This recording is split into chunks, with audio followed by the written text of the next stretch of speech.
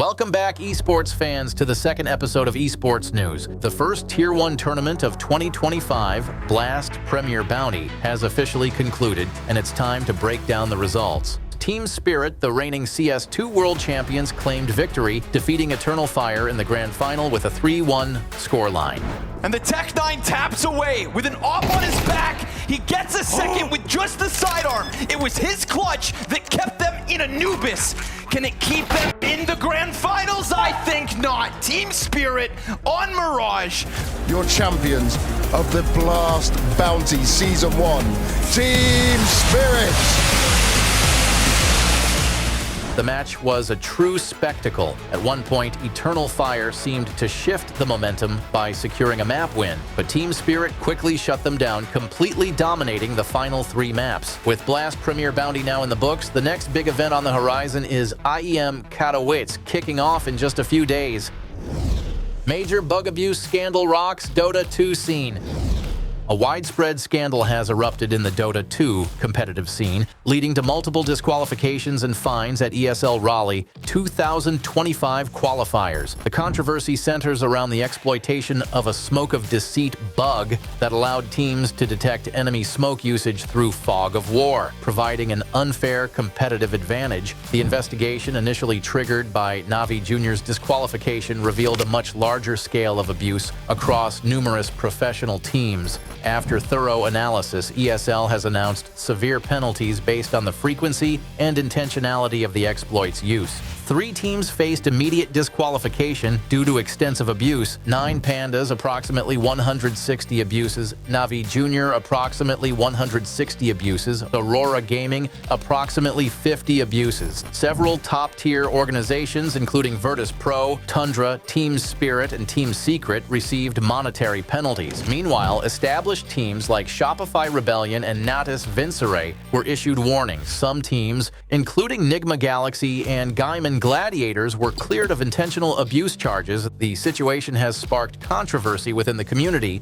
as the bug's prohibited status wasn't explicitly communicated before the qualifiers, despite being banned in previous tournaments like ESL 1 Bangkok and Blast Slam. Video evidence has emerged showing multiple instances of the exploit being used in professional matches, including games involving Tundra and Team Spirit. ESL has announced they are conducting a detailed investigation into all incidents, though results are still pending. The organization has also emphasized the importance of reporting suspicious bug usage rather than exploiting them, noting that Dream League Season 25 proceeded without similar incidents. What do you think about ESL's handling of the situation? Should teams be held accountable for exploiting bugs that weren't explicitly banned in the tournament rule set? Bad News Eagles return to CS2 scene. The popular Kosovar roster Bad News Eagles has announced their reunion, bringing back together the legendary lineup that captured hearts by qualifying for 3 consecutive majors as an orgless team. The announcement comes just in time for the upcoming Blast Open Lisbon and IEM Dallas qualifiers. Led by Dionysus Synopsy, the squad reunites after a 9-month hiatus following their stint as Guild Eagles, which ended in May 2024. During their separation, team members pursued different paths. Regan Gashi competed with Big, while Juan Flatru and Synopsy played for the now-defunct Into the Breach. The team's history is marked by remarkable achievements, including qualifications for PGL Major Antwerp, IEM Rio Major, and Blast TV Paris Major, while operating without organizational support. Their subsequent signing with Guild in November 2023 marked their first time under an organization, though the partnership ended after failing to qualify for PGL Major Copenhagen. The reformed roster will face their first test in the Adriatic Open qualifier for Blast Open Lisbon on February 4th, followed by the IEM Dallas Europe Open qualifier on February 7th. Into the Breach CEO admits to $500,000 theft. Org declares bankruptcy.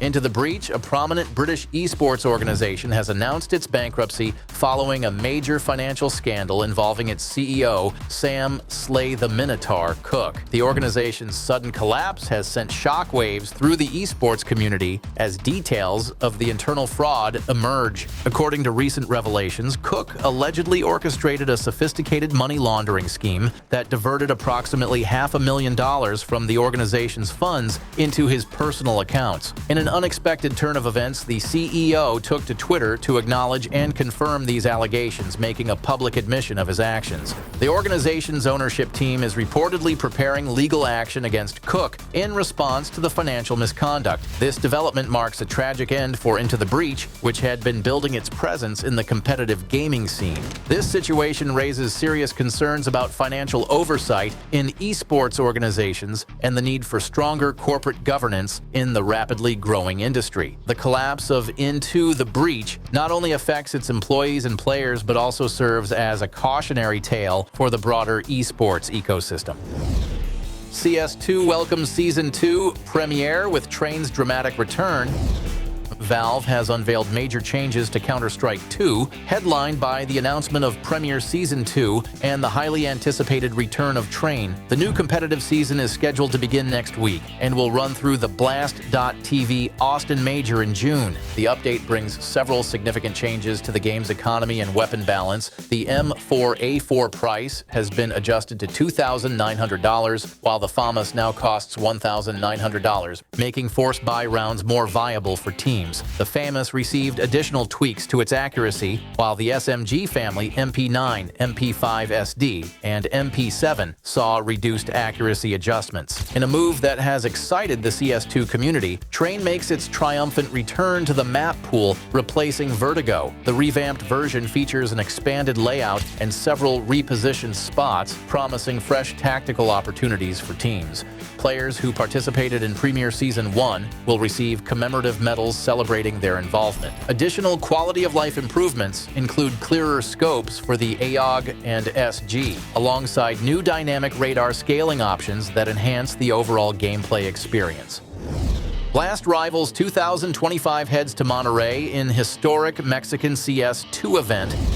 Blast has revealed Monterrey, Mexico as the host city for their inaugural Blast Rivals tournament, announcing the news during the Blast Bounty Finals in Copenhagen. The $1 million event will run from April 30th to May 4th, marking Mexico's return to hosting premier-tier Counter-Strike events after a 7-year hiatus. The tournament will feature 8 teams, with automatic invites going to the top 4 teams in the Valve regional rankings. The remaining spots will be distributed across major regions, 1 each for Europe, North America, South America, and Asia. The prize pool structure includes $350,000 in tournament winnings plus $650,000 in participation fees. The event will be hosted at the Escenario GNP Seguros Arena in downtown Monterrey. While the first 2 days will be played behind closed doors, fans will be welcomed for the final 3 days of competition. Blast has partnered with Liga Ace, the organization behind successful American RMR events in Monterrey, for both the Paris and Copenhagen majors in 2023 and 2024. This tournament represents Mexico's most significant CS eSports event since the ECS Season 4 finals in Cancun back in 2017, potentially marking a new era for competitive Counter-Strike in the region. What impact do you think this tournament will have on the growth of CS2 in Latin America? Will we see more Tier 1 events heading to Mexico in the future? Valve fixes infamous smoke bug in latest Dota 2 update. Valve has just released a fresh update for Dota 2 titled Dota 2 Workshop Spring 2025 Call to Arms. While the primary focus is on revitalizing the game's workshop and encouraging community-driven content, there's one stealthy change that stands out. The infamous smoke bug, which led to Navi Jr.'s disqualification, has finally been fixed. Valve quietly addressed the issue without any major announcement, effectively resolving a controversy that had sparked heated debates in the Dota 2 community. With this update, players can now focus on new, creative mods and cosmetics, while also enjoying a fairer competitive environment. Also, Valve released new treasure. Each treasure opened will grant a Serpentine set for Snapfire, Medusa, Shadow Shaman, Naga Siren, Razor, Earth Spirit, or Templar Assassin. You'll also have a chance to unlock a rare Lich set, or very rare Necrophos set. You can purchase Charms of the Snake treasures directly for $2.49 to get in the spirit of the Lunar New Year and join the Slinky Fashion Fun. Valve opens broadcast applications for the International 2025. Valve has officially opened applications for broadcasting rights to the International 2025, as announced on the official Dota 2 website. Tournament organizers are inviting proposals from broadcast studios covering Chinese, Spanish, and other languages. However, Valve has not specified a deadline for applications yet. Additionally, streaming platforms and media channels can also apply for TI-14 broadcasting rights. As for independent content creators, the rules remain unchanged. They can continue streaming matches via Dota TV without a license as long as they adhere to the non-commercial stream format. The final stage of the International 2025 will take place at Barclays Arena in Hamburg from September 11th to 14th. More details about the event will be revealed in the coming months. Blast announces dates for Austin Major and regional qualifiers.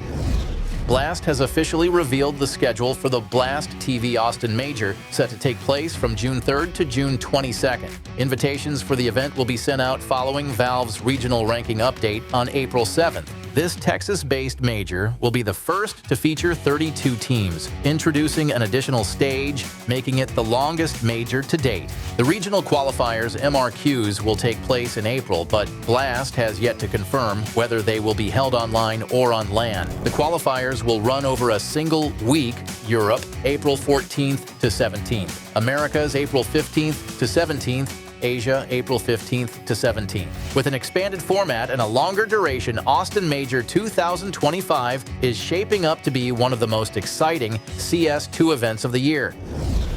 Full lineup revealed for PGL Wallachia Season 3.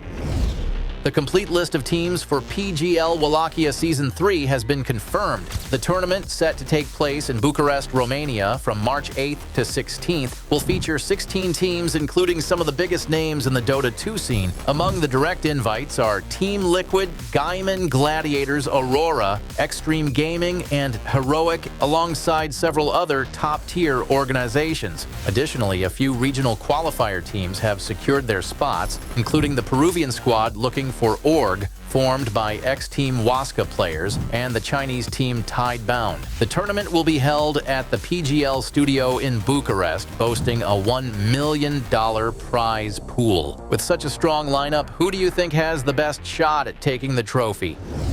Blast Rivals Season 2 heads to East Asia.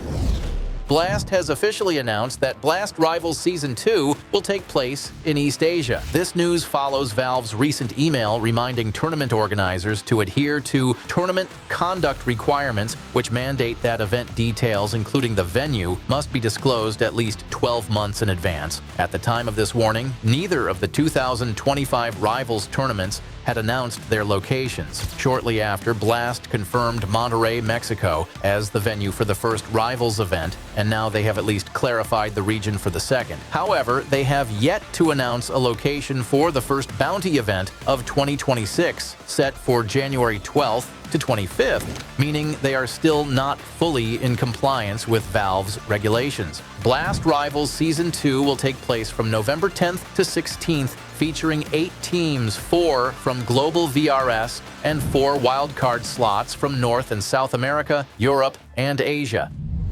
That wraps up this week's top esports news. Don't forget to like, subscribe, and drop your thoughts in the comments. See you in the next episode of Good Game Republic.